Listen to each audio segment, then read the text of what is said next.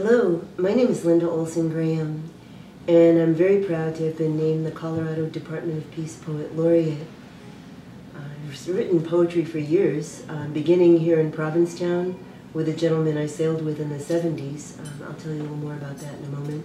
And then in 1993, I had a very profound, what a lot of people called near-death experience. And a lot of writing came through at that time, a flood of writing. And a little later on in the sharing, I'll share a piece that are lines that I extracted. A few months after having this experience, I had a very clear thought in my mind to extract lines from the writing.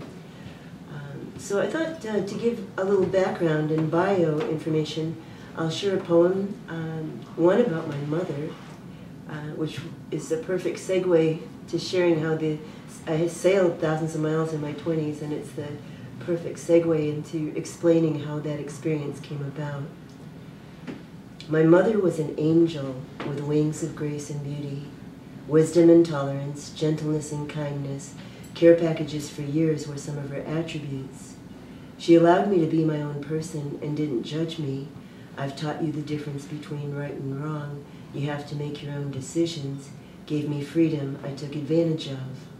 When I reflect on dynamics of someone who supported me, loved me, gave me greatest joy, laughed with so hard I had to pull the car off the road, even encouraged me to travel with a gentleman who was capital W wild and capital C crazy, who I then sailed thousands of miles with, I breathed with deepest gratitude. So I actually met that gentleman the very first night I was in Provincetown when I was 19. He and I met.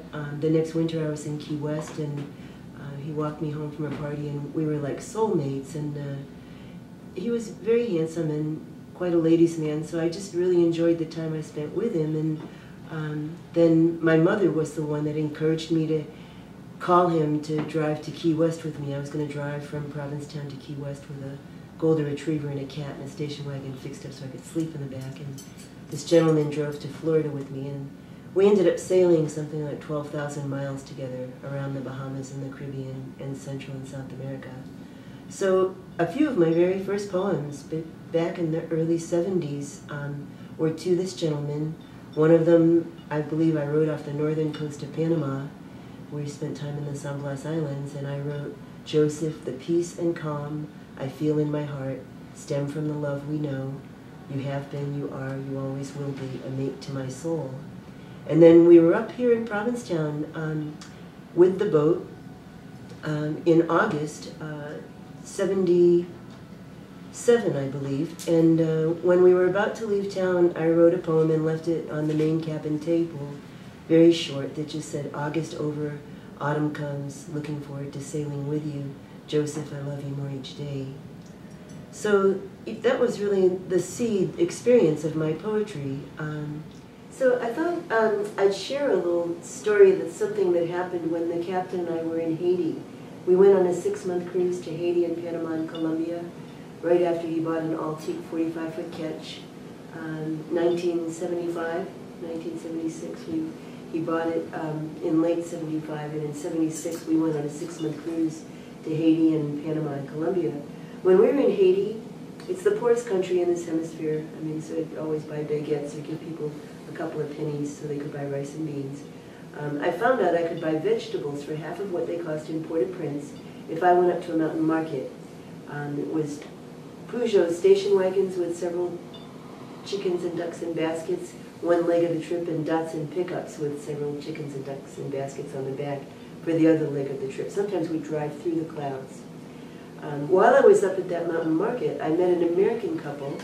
The woman was doing art and selling it in Haitian galleries, so they had a nice little living. They had a house that overlooked Port-au-Prince Harbor with a few servants, and it was amazing. I think it was $35 a month, pretty phenomenal. And Steve one day said, I could teach you and Joseph how to meditate and chant. And my comment was, but I'm not sure if Joe will go along with that. You know, he's, I just don't know. And I asked Joseph, and he respected Steve so much that he went along with it.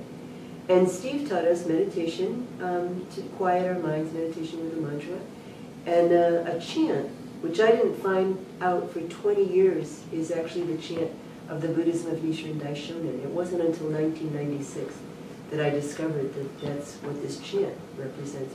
So Steve taught us Nam-myoho Renge Kyo, and sometimes the four of us would chant together, and something that we chanted for would happen up on the mountain. You know, Joe and I chanted for a few things, and they came about. Well, when it became time to leave Port-au-Prince, it was really difficult for us to leave because we had made such good friends.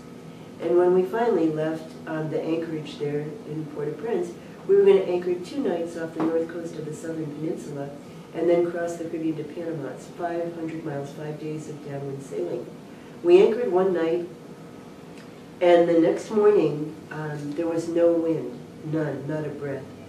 And Joe, I mean, we never used to power anywhere, but because we had this intention to cross the Caribbean to Panama, he started the engine, and it actually clanged and banged and spit oil out the back and died.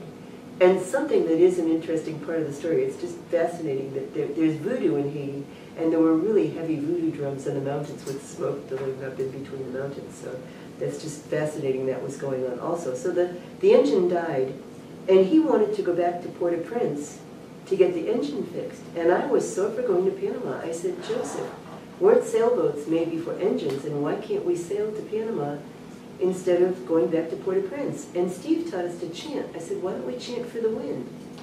And when I convinced him that we should do that, we sat down, we started the chant, Nam-myoho Renge Kyo, and honest to God, the rigging started moving while we were chanting, and the wind came up, and we sailed out off the coast of Panama, 5 days of downwind sailing with sparkles on the water, I mean, during the day, and fish, you know, I always had 2 lines off the stern, I fish all the time, and we sailed into the Panama Canal Zone. So it's a pretty amazing result of chanting. I had something else happen another time as a result of chanting also, but I just feel that there are tools that humanity has available to them that can help us to shift our experience if they're just accessed. And I do believe this chanting and that Buddhism are one of them. I